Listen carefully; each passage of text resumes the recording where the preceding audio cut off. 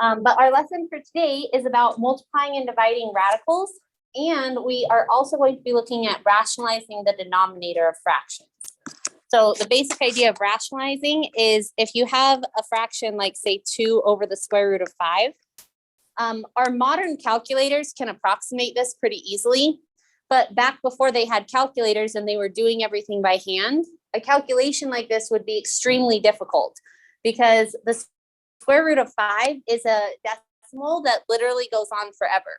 And so if you think about trying to do long division where you take the number 2 and divide by an infinitely long decimal, that is basically impossible to do because you can't divide by an infinitely long decimal. But what you could do is you could, like if you made it so you didn't have a square root in the bottom or an irrational number, because the square roots of non-whole numbers are irrational. And that just means the decimal goes on forever. If you could make it so that your top number had the irrational part in it and the bottom number was just a whole number, then long division would be a lot easier. So that's kind of the motivation behind why we rationalize denominators. But basically the goal is to make it so that you don't have square roots in the bottom.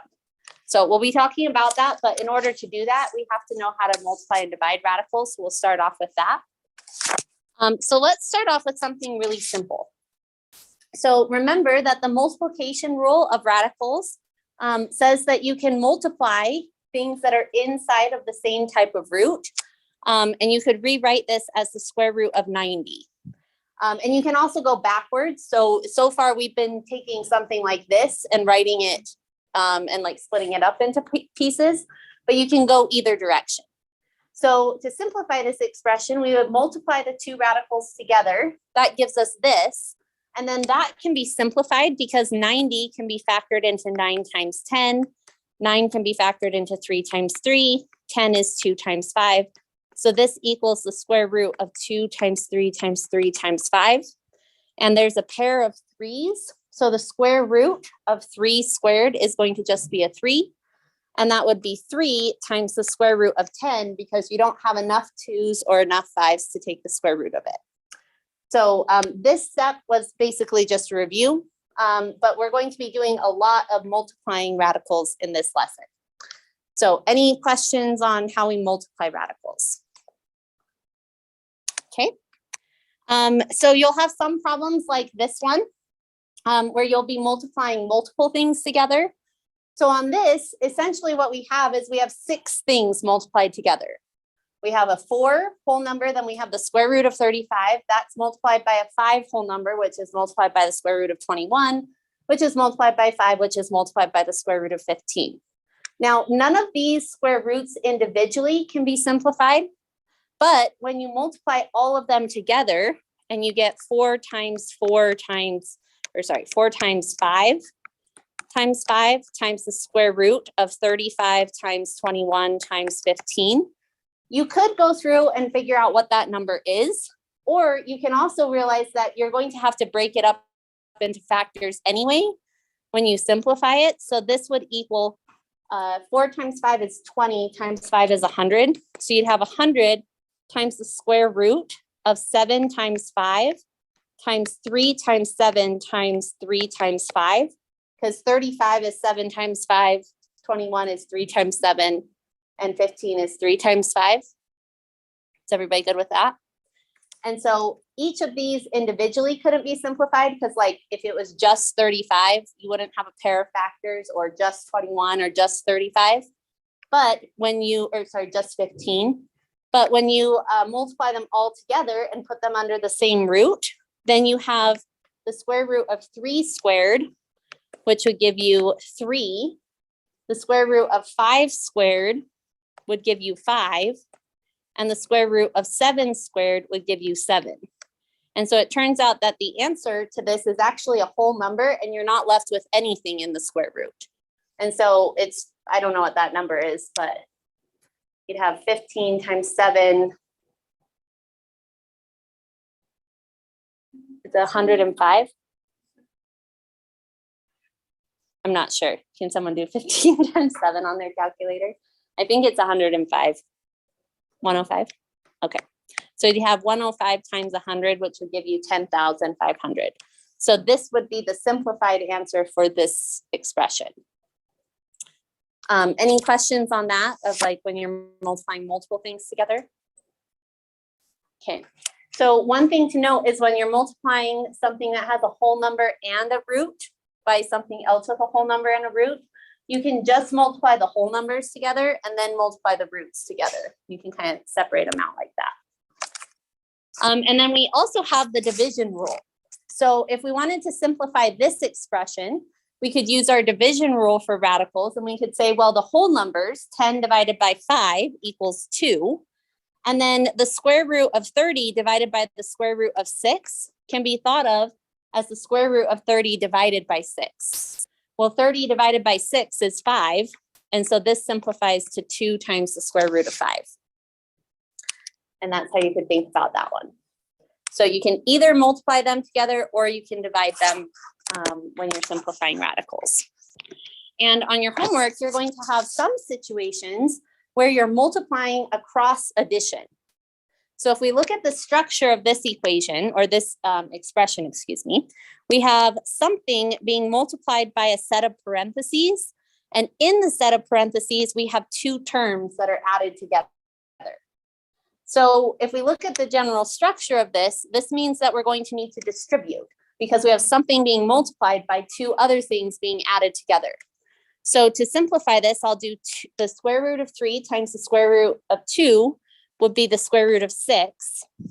Then the square root of 2 times 4 square root of 2 is going to be positive 4 square root of 4. Is everybody good with how I got this by distributing? Okay, now this can be simplified more because what's the square root of 4? 2. So if I do 4 times 2, that will give me 8, and I'll get the square root of 6 plus 8. Now this cannot be simplified any further because they're not like terms. This one has a square root of 6, but this doesn't have any square roots. So you can't add them together since they're not like terms. And that would just be your final answer. And you would want to check, like it doesn't apply in this situation, but if this was a really big number, you would want to see if you could simplify this, you know, like if it was the square root of 12 or something, you'd do like 2 times 2 times 3 and pull out the 2's. But in this case, 6 is just 2 times 3, so it can't be simplified any further. Okay, so we can distribute radicals. We can also FOIL radicals. So if we have a problem like this one, we have 2 sets of parentheses that are multiplied together. And in those parentheses, they each have 2 terms. So if we want to simplify this, then we need to FOIL out all of the different terms because FOILing is basically like distributing multiple times. So I'll start off by distributing the square root of 5 to both of these terms. And when I do the square root of 5 times 3 square root of 5, I get 3 square root of 25. Then when I do the square root of 5 times 4 square root of 7, I get positive 4 square root of 35 because 5 times 7 is 35. Then I'll do the same thing for the second term. So when I distribute negative square root of 7 to 3 square root of 5, I get negative 3 square root of 35. Then when I distribute it to the other one, I get negative 4 square root of 49. Any questions on how I FOILed that? Okay, now I can simplify this because what's the square root of 25? 5. And if I multiply by 3, that would give me 15. So I have that. And then I can also simplify this one. What's the square root of 49? 7. And if I multiply by negative 4, that will give me negative 28.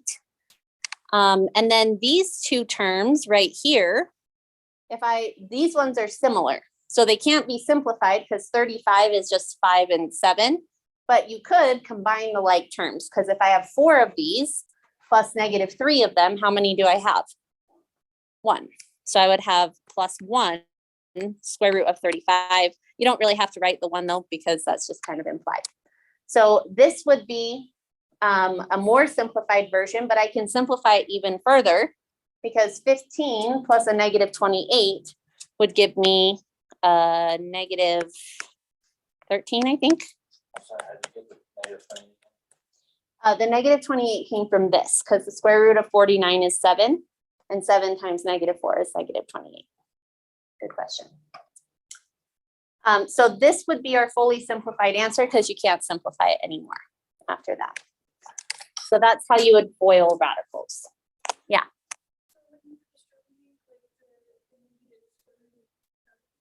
Mm-hmm. Why did you like multiply it by 3? Like, On you this- multiply- This one right here.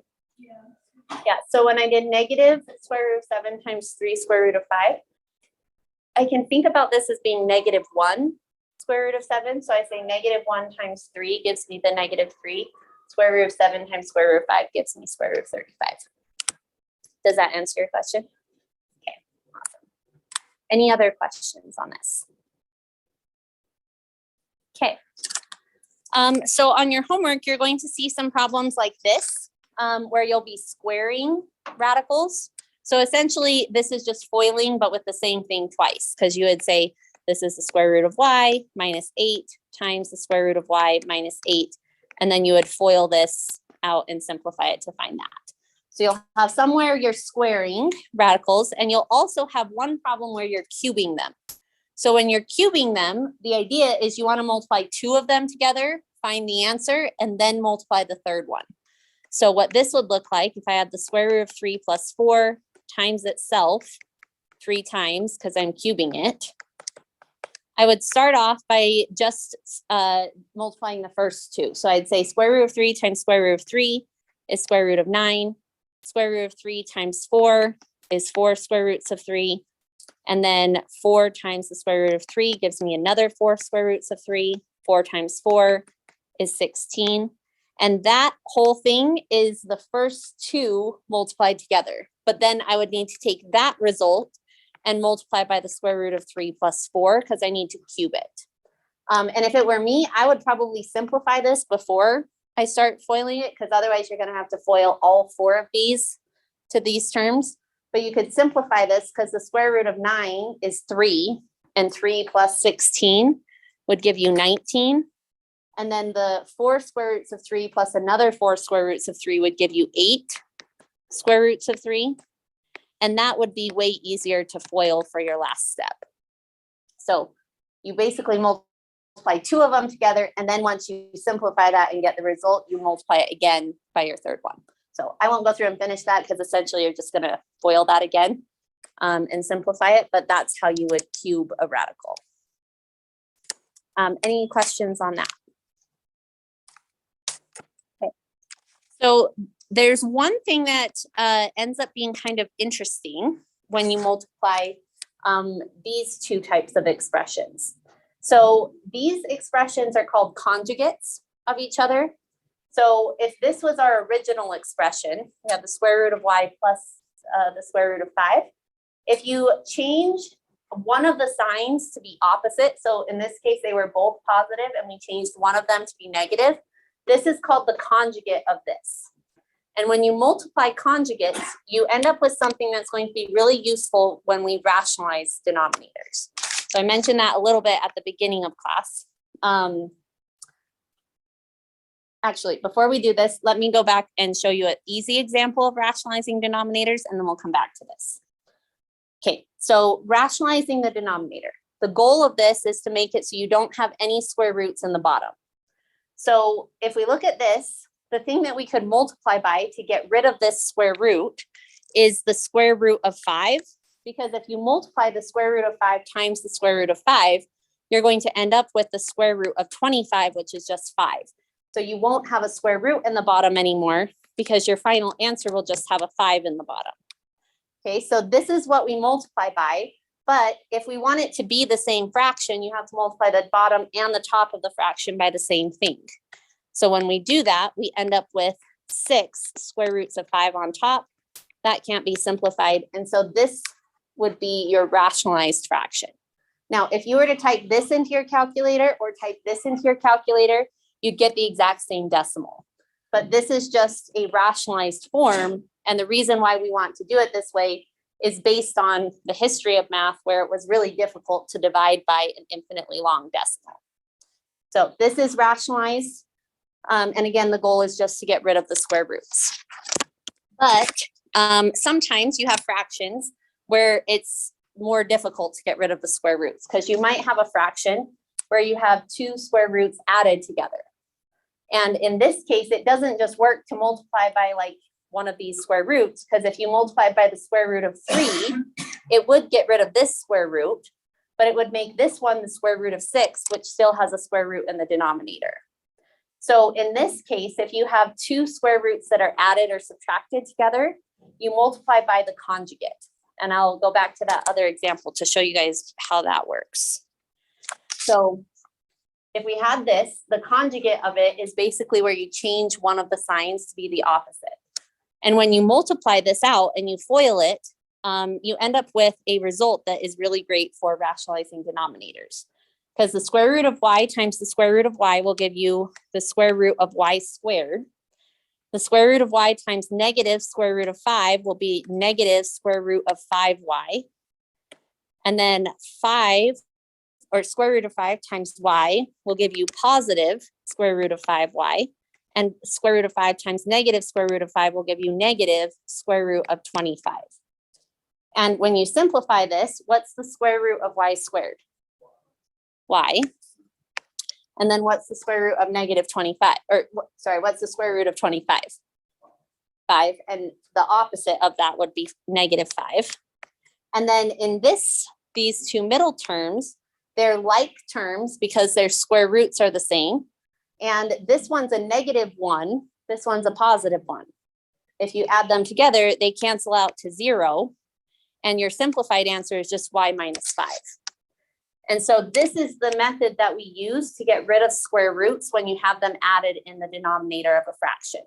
Because if you multiply by the conjugate, it will make it so all the square roots go away because of this thing where these will cancel out. You guys might notice that this is actually basically the same thing as difference of squares, because like these ones aren't perfect squares, but if you took the square root of them, you would get the square root of y plus the square root of 5, square root of y minus the square root of 5.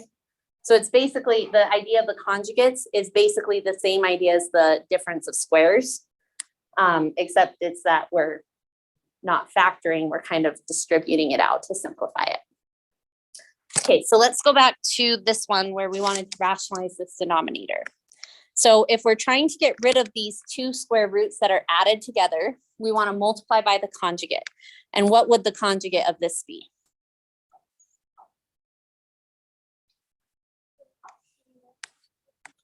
Perfect. Yep. Because you just change one of the signs. So in this case, they were both positive, so you change one of them to be negative. And if we multiply the bottom, we also have to multiply the top of the fraction by that to make it stay the same fraction. So when I simplify this, square root of 3 times square root of 3 equals the square root of 9. Square root of 3 times the square root of 2, or sorry, negative square root of 2 gives me negative square root of 6. Then when I multiply square root of 2 times the square root of 3, that gives me positive square root of 6 and negative square root of 4.